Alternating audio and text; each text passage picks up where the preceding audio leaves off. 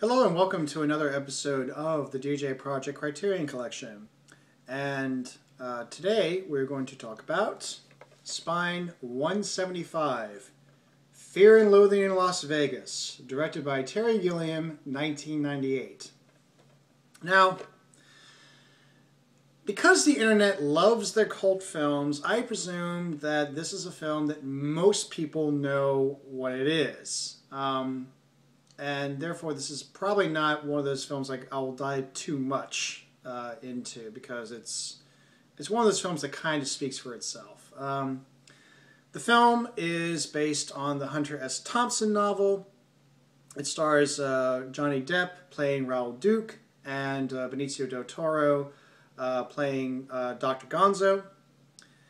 And it's given that it was directed by Terry Gilliam, based on a Hunter S. Thompson novel, you know right off the bat that this is very easily going to go into the crazy realm, and sure enough, it does not disappoint. Both Johnny Depp and Benicio del Toro give very convincing performances as their respective characters, and the characters themselves are exaggerations and grotesque caricatures, I should say, or like really stretched and distorted caricatures of, for the case of Raoul Duke, it's Hunter S. Thompson.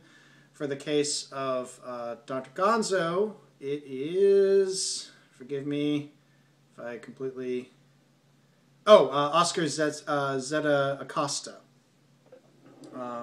who was friends of Hunter S. Thompson and was an activist lawyer at the time, and so on. So it's a mistake to call this a piece about Hunter S. Thompson. These are more stand-ins than anything else. While Thompson was definitely quite eccentric and doing his own thing, and was quite liberal in certain intakes and such, I don't think that you should come away thinking that the drug intake in the stories actually happens. It's like with Neo and I, if you try to do the drinking game where you have to follow all the drinking that's done, you most likely are just going to kill yourself. So it's the same thing here. It's not meant to be taken seriously. It shouldn't be taken seriously, but for some reason it can. But anyways, so yeah, this is and actually I remember it being advertised, that film, and it was something that I didn't get a chance to see because it had a very short run. It was considered a box office failure. But then it achieved this cult status on home video, and this was especially kicked off by, and actually what really helped this was this edition. This came out in 2003. It was already out on DVD, but it was a title that I think certainly everybody involved, and also Criterion felt that there was more to it that they could have added to it. And actually, I think this is an episode where I'm going to use this as an opportunity to kind of gush about Criterion and to really demonstrate why Criterion is such a neat label to follow. I mean, for starters, there's the package itself. I think in subsequent printings they dropped this, but this is a case where this is voila. That's quite neat. The packaging is the artwork for it is actually done by Ralph Steadman, who has done all the stuff for Hunter S. Thompson. So his style is very, very clear. The writing, this is a 2-disc affair. The first disc is the film. The second disc is the supplements. When you put in the film disc, it has, I think, one of the best menus I've seen in for DVDs, and really, and what it is, it's the bottom half shows like play, film, setup, options, all that stuff, all that menu stuff.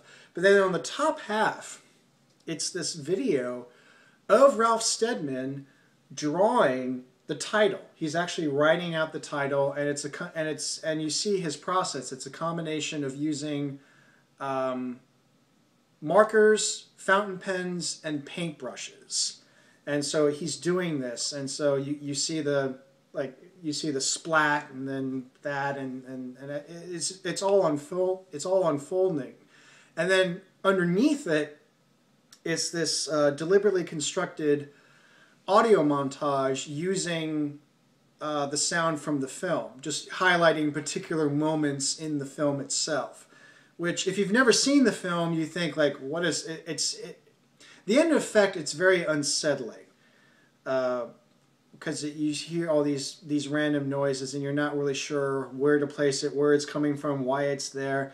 But it's but if you, after seeing the film, or if you know the film already, you know what those sound moments are. You know what they're supposed to say. And it's a very clever way of laying out what the film is what's going to happen over the course of the film.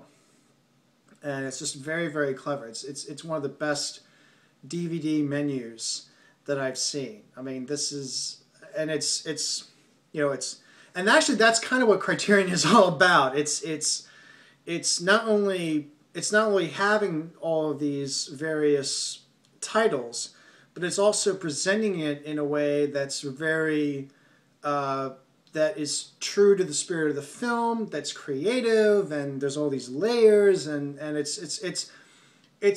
these are all done with love. I could say for many, if not all, the titles that have been put out by Criterion, it was all done with love. This is an example of a director-approved edition, so clearly Terry Gilliam was involved in it. So you make sure that the images is in top quality, the sound's top quality, and that there's plenty of supplements to give you a sense of what the film is about. To give you an idea about the features on this, for the movie, it's a digital transfer supervised by Gilliam and enhanced for widescreen televisions. Again, this came out in 2003, so widescreen televisions were not... They were there, but they were not the only thing. Now it's gotten to the point where it's the only thing that you, like, all televisions are now widescreen, but there you go. New Dolby Digital and DTS 5.1 sound mixes, 3 audio commentary tracks, one with Gilliam, just Gilliam, another with Johnny Depp, Benicio del Toro, and producer Lala Nabulsi. And then there's a third commentary track with Hunter S. Thompson himself. And I'm not done yet. Deleted scenes with commentary provided by Gilliam. English subtitles. This is presented as dual layer for optimal image quality. And that's the first disc. The second disc has all the supplements. The supplements include a collection of storyboards and production designs, still gallery, a selection of Hunter S. Thompson correspondence that he gave. This is the correspondence between him and Johnny Depp. In fact, the thing with the way that Johnny Depp took this, he, in full method form, he spent a lot of time hanging out with Hunter S. Thompson to get all of his various mannerisms and such for the performance. Even though what he's actually playing is Raoul Duke, which is really a character, but the character is based on Hunter himself. So this is a case where it's fiction meeting reality and such. And so for him, it's in part a performance of, it is an emulation of Hunter S. Thompson, but of course this is all exaggerated and caricatured and taken to the nth degree. But of course you have to have a basis for all of this. And Hunter, when he was around, he he committed suicide in 2005. He was already, he was clearly a very odd character. And also, since we're on the subject of Hunter S. Thompson performances, I still have not seen Where the Buffalo Room, which stars Bill Murray, and that's also based on I know that's based in large part with from Fear and Loathing along Campaign Trail 72. And I know that there are people who claim that is the best performance of something like Hunter S. Thompson on screen. I know there's people that swear by it, and I certainly know people who swear by Johnny Depp. I can't say. I really can't say either way because I know Fear and Loathing in Las Vegas more than I do Where the Buffalo Roam. So I can't say for any certainty. It's like the Jack Nicholson versus Heath Ledger in the Joker. I think in the end it's probably going to be just apples and oranges, but not like one. And considering that Where the Buffalo Roam I think is supposed to be more autobiographical than following a fiction, whereas Fear and Loathing in Las Vegas is through and through a fictional story. It's based in part on this real experience, and the characters are based on real people. But really, it's just this taken to extreme version. I mean, this is Gonzo journalism. It has no basis in reality. It's much more surreal, or surreal-like, I should say. But anyways, on with the features. Yeah, correspondence. Short documentary video called Hunter Goes to Hollywood. A featurette that looks at the controversy over the screenwriting credit. As you can tell, the sun's setting, so actually my monitor is providing my fill in this case. So hopefully I will try to keep this all active. Original trailer and TV spots. Rare materials on Oscar Zesta Costa, the inspiration for Dr. Gonzo. Collection of original artwork by Ralph Steadman. Excerpt from the 1996 audio CD of Fear and Loathing in Las Vegas with Maury Chaykin, Jim Jarmusch, and Harry Dean Stanton. And finally, 1978 BBC documentary called Fear and Loathing on the Road to Hollywood. And this features both Thompson and Steadman. And then the other thing about Criterion is that they're not only known for their discs, but they're also known for their booklets and essays. And for there's an essay by critic Jay Hoberman, and then 2 pieces by Thompson. So it's not just for Criterion. It's not just the visuals, but there's also any and all text that can be related to the film are also featured. In other titles they've put out, if there's a chance to show, like say the original short story it's based on, or any kind of treatments or any kind of notes, it's all there. Like for Rashomon, you get the original short stories that form the basis of Rashomon. It's printed in there. 2 titles I'll talk about in the future, you actually have the novels that are there. I won't tell you which ones, but if you do a little research, and especially if you talk to me personally, you'll know what titles I have already. So there's not going to be too many surprises. But I will say that there are some titles I will talk about where the novels are included in the package. So this is why Criterion is awesome, because it's not just putting the film out there, and if it looks decent, fine. I mean, there is some intention and care, and this is why film buffs and enthusiasts go gaga over Criterion, and this has been true in all the formats they've used. This has been true when they put out Laserdiscs. It was top quality for Laserdisc technology, and again, I know that there's limits there, but at the time it was considered really cool. And then it's continued on to DVD, and it was a big deal. And they're continued to do this with Blu-ray. and it's the same thing. So whatever medium they use, they want to do the best possible presentation. And this is why I continue to purchase Criterion DVDs, because one, I don't have a Blu-ray player, and two, for me, because I watch things as DVDs, I want the best of what I have available. I don't know, like I said before, I'm sure I said this before, but if I do get a Blu-ray player, I don't know if I want to completely switch over all my collection onto Blu-ray. I may do it for some titles, I may not, but really, I mean, I'm personally very happy with DVD. I know it's limited. I know the resolution is better on Blu-ray. I know as far as video, and the same thing with audio. I know you can hold more stuff and all these things. But I will say that the thing I like about DVDs is the menus are more imaginative, whereas Blu-rays, it's a pretty standard menu layout. And you could do interesting things with the backgrounds, you could do interesting things there, but it's the DVDs, and like I described with that DVD menu for the film disc, it's quite imaginative.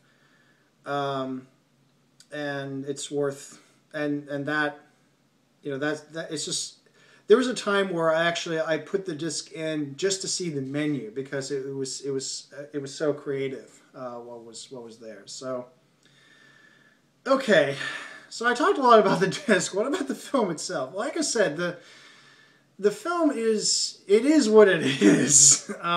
It is an adaptation of the story itself, and I want to emphasize this again. This is not some biography or some. This in no way is supposed to be taken literally. Like, this is not supposed to be a literal journey. This is based in part of something that happened, and in this case, it's Hunter S. Thompson,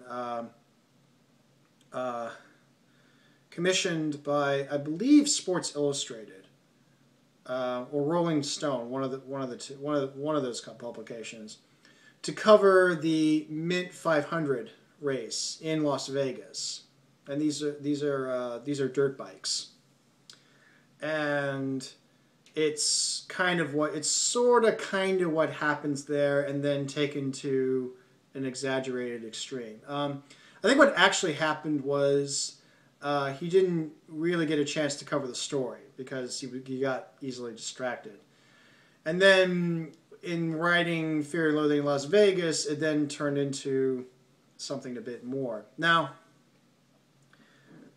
truth can be stranger than fiction, and then fiction can also allude to something of the truth.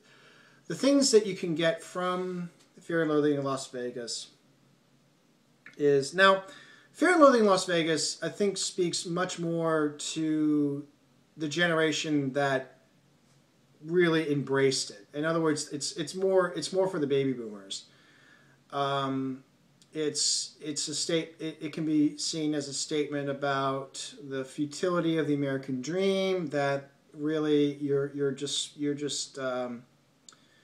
it's trying to catch air, and it's all very fleeting and pointless and futile, and also this, and the other comments you can get is this use of drugs as a means of escape from life, escape from pain, and if you do it too much, it can lead you down to this dark road. This is the anti-drug film that does not come off as an anti-drug film.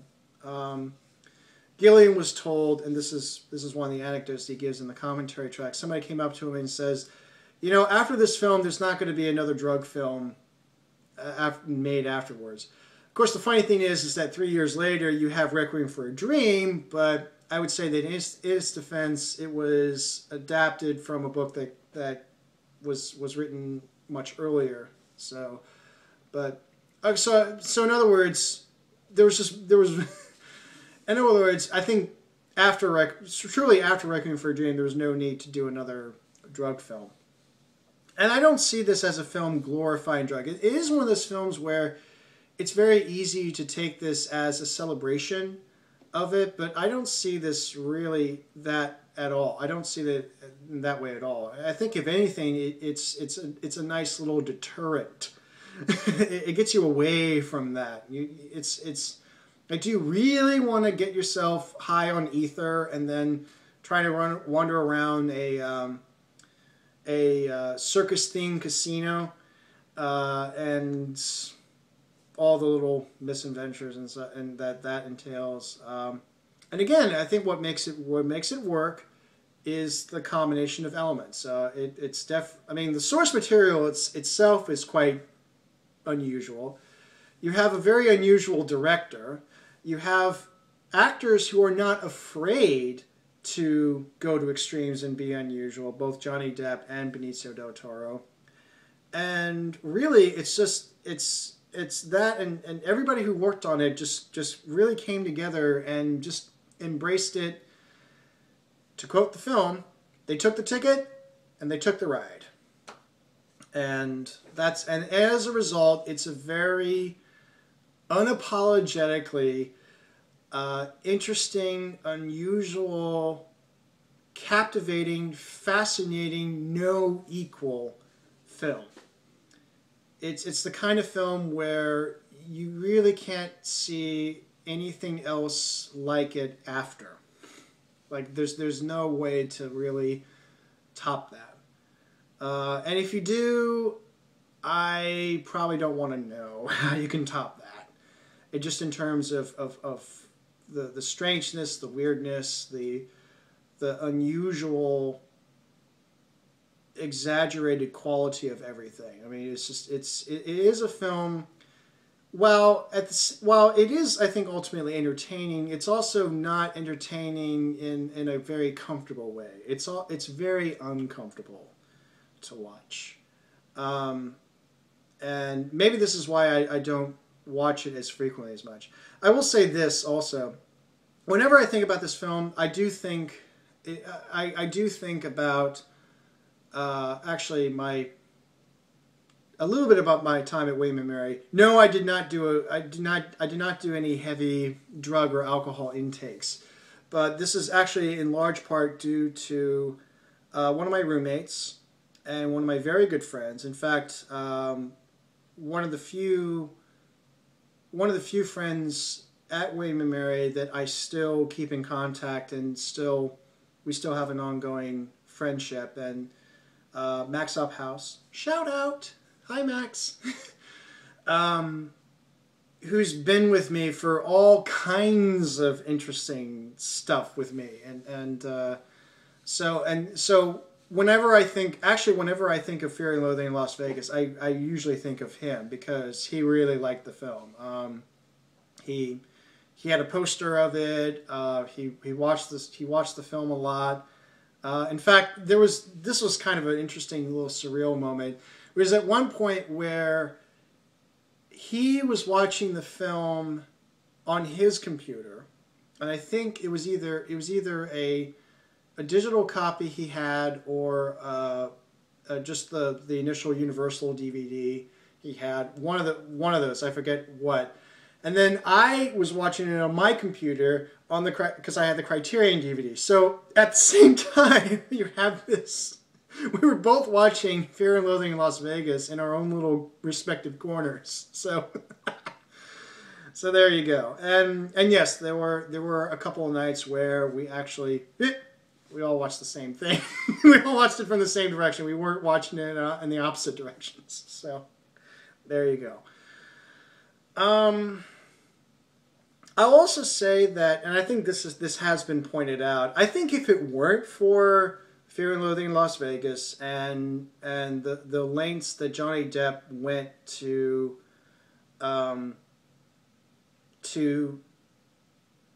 learn some of Hunter's mannerisms and little eccentric stuff, and then have that influence his performance, and then him taking it and really ratchet it up, push it up to 11, as they say.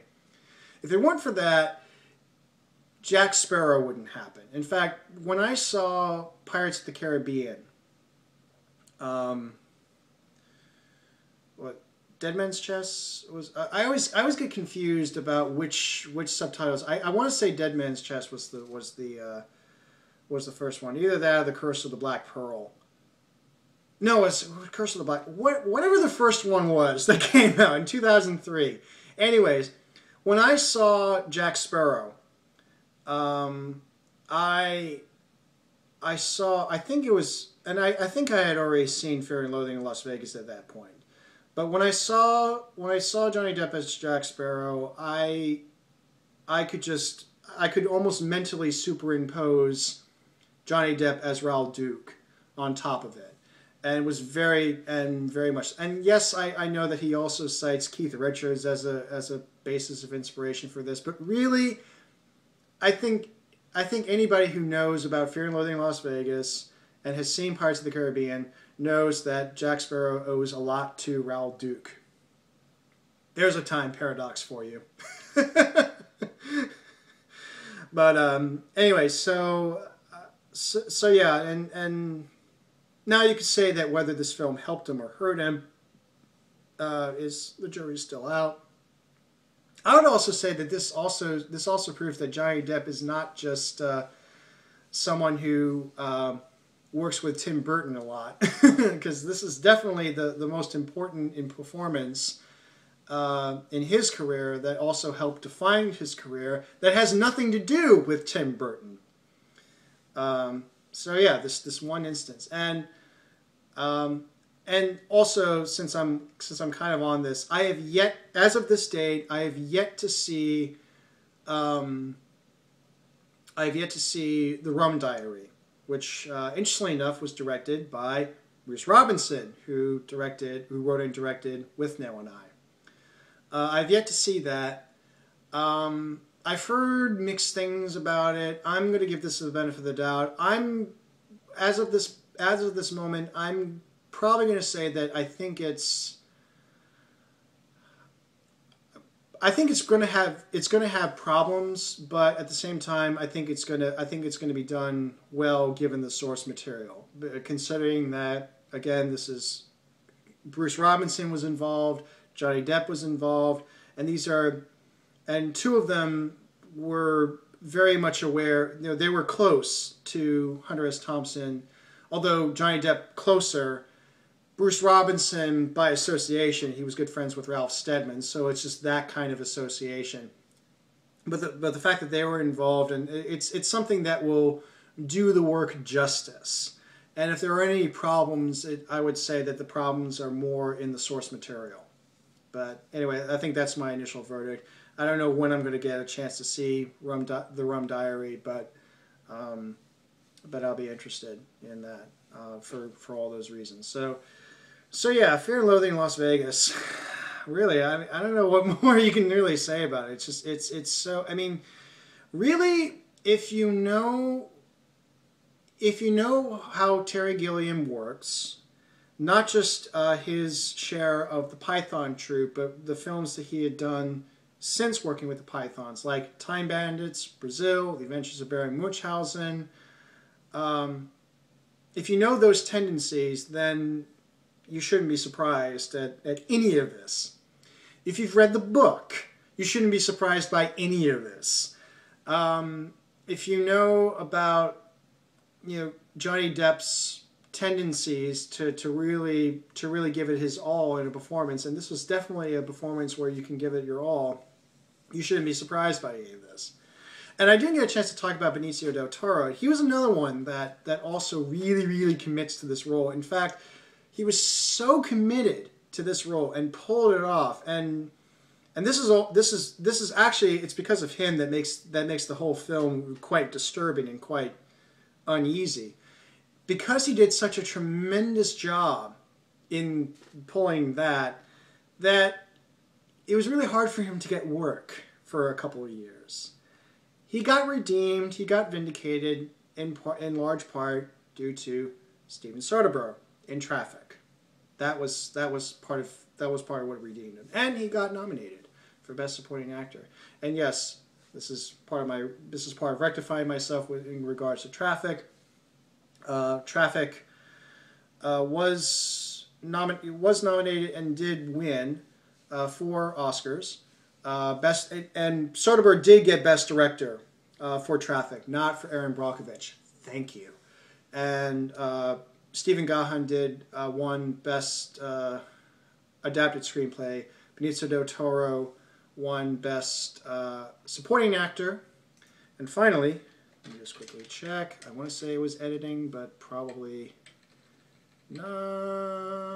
What is it? What is it? What is it? What is it? What is it?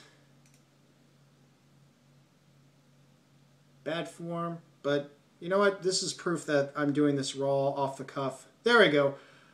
Film editing. Yes. Stephen Marone. So, yeah. Wow, a film full of Stevens. Steven Soderbergh, Stephen Gahan, and Stephen Marone. Yeah, so, yes.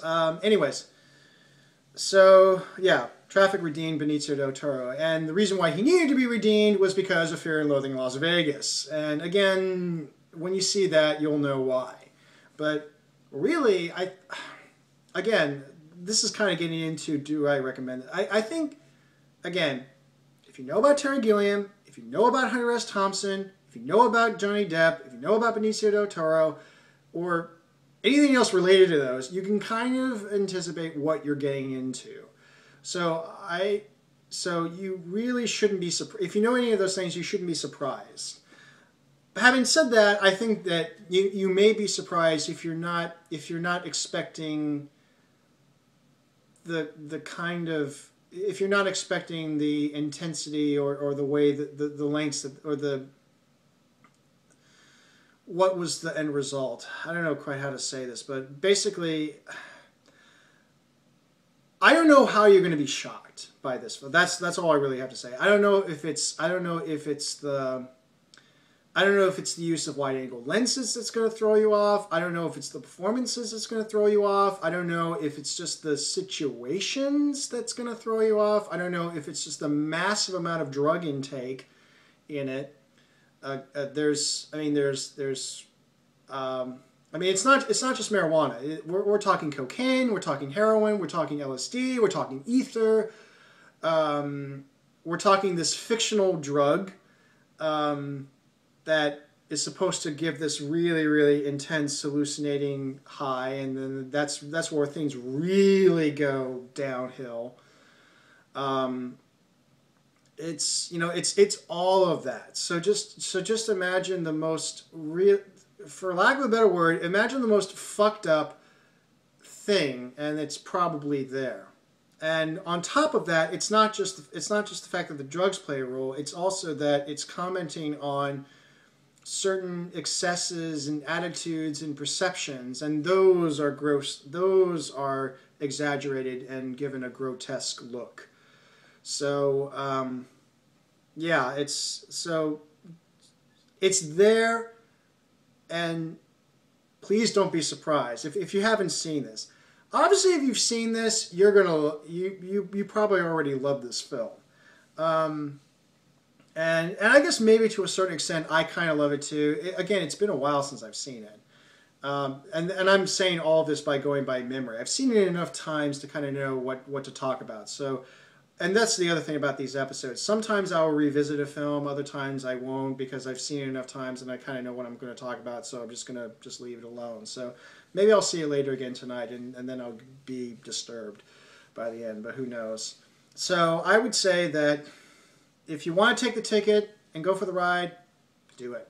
But you're not obligated to. No one is ever forcing you to do anything you don't want. So I don't know how I can go on from here. So I'll just leave it at that. So Fear and Loathing in Las Vegas. And until next time, take care.